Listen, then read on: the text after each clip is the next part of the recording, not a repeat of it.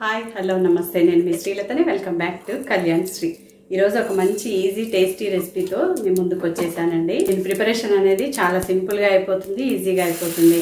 అలాగే హెల్దీగా వెజిటబుల్స్ తినని పిల్లల కోసం ఇలా మార్నింగ్ బ్రేక్ఫాస్ట్లోకైనా ఈవినింగ్ స్నాక్స్ లాగా అయినా చేసి పెట్టారనుకోండి, వాళ్ళకి చాలా బాగా నచ్చేస్తుందండి. మరి లేట్ చేయకుండా ఆ ప్రాసెస్ ఏంటి, ఏ విధంగా ప్రిపేర్ చేసుకోవాలి ఏంటి అనేది వీడియోలోకి వెళ్ళిపోయి చూసేద్దాం. ఫస్ట్ టైం కనుక మన ఛానల్ని చూస్తున్నట్లయితే తప్పకుండా సబ్స్క్రైబ్ చేసుకోండి. నచ్చినట్లయితే ఒక మంచి లైక్ కొట్టండి. అలాగే ఫ్రెండ్స్ అండ్ ఫ్యామిలీ మెంబర్స్కి షేర్ చేయడం అస్సలు మర్చిపోవద్దండి. ముందైతే నేను ఇక్కడ ఒక పావు భాగం సొరకాయని సాంబార్లో వేయగా మిగిలిపోయిన సొరకాయతో ఈ రెసిపీని చేసి చూపిస్తున్నానండి. చాలా టేస్టీగా ఉంటుందండి. ఆ తర్వాత ఇక్కడ చూపించిన విధంగా గ్రేట్ పైన పొట్టుని పీల్ ఆఫ్ చేసేసుకున్న తర్వాత ఇలా కొబ్బరి తురిమే దాంతోనైనా పొడవుగా ఉంటుంది చూడండి హోల్స్ అనేది, దాంతోనే ఇలా వన్ డైరెక్షన్లోనే గ్రేట్ చేసుకున్నట్లయితే పొడవుగా వచ్చేస్తుందండి. సన్నగా పొడవుగా ఇలా తురుముకున్న తర్వాత మిడిల్ పార్ట్ గింజ అనేది తీసేసుకోవాలండి. ఓన్లీ కండ పార్ట్ మాత్రమే చేసేసుకోవాలి. ఆ తర్వాత మీ దగ్గర క్యారెట్ ఉన్నట్లయితే క్యారెట్ని కూడా ఇక్కడ చూపించిన విధంగా గ్రేట్ చేసుకోవాలండి. కొంతమంది సొరకాయ కర్రీ అన్న సొరకాయ అన్న ఇష్టపడరు. అలాగే క్యారెట్ని కూడా నచ్చని వాళ్ళకి ఇలా సన్నగా తురుముకొని ఈ రెసిపీ చేసేయడం వలన వాళ్ళకి తెలియకుండానే తినేస్తారండి. చూడండి అంతా కూడా వేరొక ప్లేట్లోకి ట్రాన్స్ఫర్ చేసి పక్కన పెట్టేసుకున్నాను. ఇప్పుడు దీనిలోకి ఒక చిన్న ఉల్లిపాయని కూడా వీలైనంత సన్నగా చిన్న ముక్కలుగా కట్ చేసుకోవాలండి. అలాగే గుప్పెడంతా కొత్తిమీరని, కొంచెం పుదీనాని, ఒక 2 పచ్చిమిర్చిని సన్నగా కట్ చేసుకొని అన్నీ రెడీగా ఉంచేసుకోవాలన్నమాట. ఆ తర్వాత ఇప్పుడు ఏం చేయాలంటే ఇవన్నీ కూడా ఒక బౌల్లోకి వేసుకోవాలండి. సొరకాయని ముందుగానే తురుముకోవడం వలన కొంచెం కలర్ అనేది చేంజ్ అయిందండి. ఆ తర్వాత ఇవన్నీ కూడా ఒక వెడల్పాటి బౌల్ తీసుకొని దానిలోకి 1 by 1 వేసుకుంటున్నాను. ఇలా సొరకాయ తురుమును, క్యారెట్ని, ఉల్లిపాయలు, కొత్తిమీర, పచ్చిమిర్చి అన్నీ 1 by 1 వేసుకోవాలన్నమాట.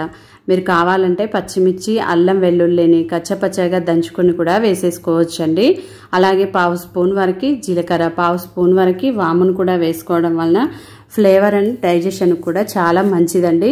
ఇలా అన్నీ వేసేసుకొని బాగా మిక్స్ చేసుకున్న తర్వాత ఇప్పుడు దీనిలోకి పిండిని వేసుకుంటున్నానండి. బియ్య పిండి మీరు ఎంత అనేది కాకుండా ఇలా వాటర్ ఉంటుంది కదండి సొరకాయలో కానీ క్యారెట్లో కానీ, ఈ వాటర్కి సరిపడినంత చూసుకుంటూ వేసుకోవాలన్నమాట.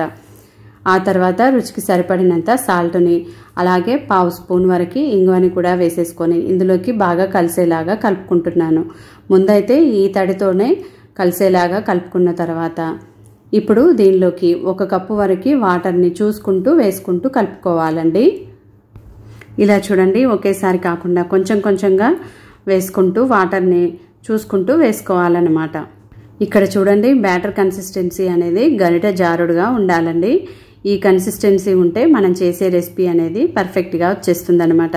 ఈ విధంగా రెడీ చేసుకున్న తర్వాత ఇప్పుడైతే స్టవ్ ఆన్ చేసుకొని ప్యాన్ పెట్టుకోవాలండి. మీరు ఫ్రై ప్యాన్ ఉంటుంది చూడండి అదైనా పెట్టేసుకోవచ్చు, లేదంటే దోశ ప్యాన్ ఉంటుంది చూడండి దాన్నైనా పెట్టుకొని ఇక్కడ చూపించిన విధంగా చిన్న సైజులో వీటిని వేసుకోవాలండి. ఇలా నేనైతే ఊతప్పం వేసుకునే ప్యాన్ పెట్టేసి ప్యాన్ అనేది బాగా వేడెక్కిన తర్వాత కొంచెం ఆయిల్ని ఇలా ప్యాన్కి అంతా స్ప్రెడ్ చేసేసుకున్న తర్వాత మనం రెడీగా ఉంచుకున్న ఈ బ్యాటర్ని వేసేసుకోవాలన్నమాట. ఇలా నార్మల్గా వేసి చూపిస్తున్నానండి. నెక్స్ట్ టైం ఇంకొక విధంగా చూపిస్తాను చూడండి. ఇలా వేసేసుకొని అంతా కూడా ఇలా స్ప్రెడ్ చేసేసుకున్న తర్వాత మూత పెట్టేసి మీడియం ఫ్లేమ్లో ఉడికించుకోవాలండి.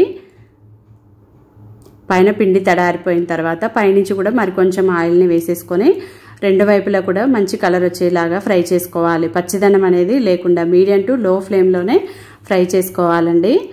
దీన్ని వేడివేడిగా ఇలాగైనా తినేసేయొచ్చండి. దీనిలోకి కాంబినేషన్గా మరే చట్నీ కానీ కర్రీస్ కానీ అవసరం ఏముండవు. చాలా టేస్టీగా ఉంటుందండి.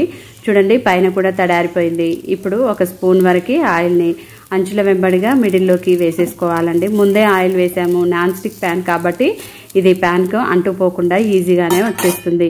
ఆ తర్వాత ఇలా ప్లేట్ని బోర్లించేసి ప్లేట్ అనేది కిందికి వచ్చేసి ప్యాన్ అనేది పైకి వచ్చేలాగా ఇక్కడ చూపించిన విధంగా చేసామనుకోండి ప్యాన్ నుండి ఈజీగానే వచ్చేస్తుంది.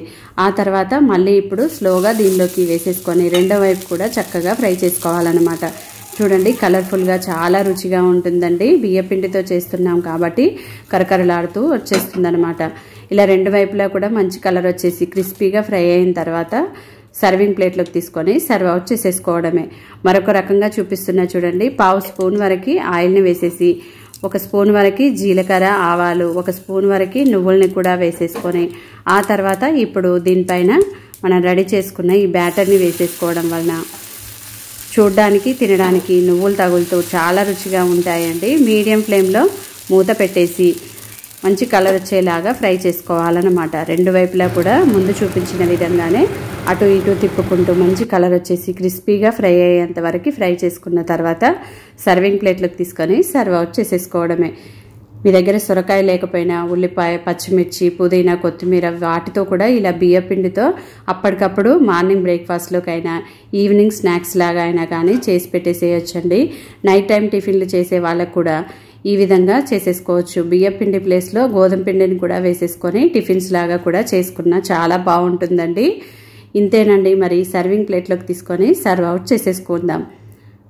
మరి ఈ రెసిపీ కనుక మీకు నచ్చిందా తప్పకుండా లైక్ చేయండి. మీరు కూడా ట్రై చేశాక మీకు ఎలా కుదిరిందనేది మంచి ఫీడ్బ్యాక్ని కామెంట్ సెక్షన్లో నాతో షేర్ చేసుకోండి.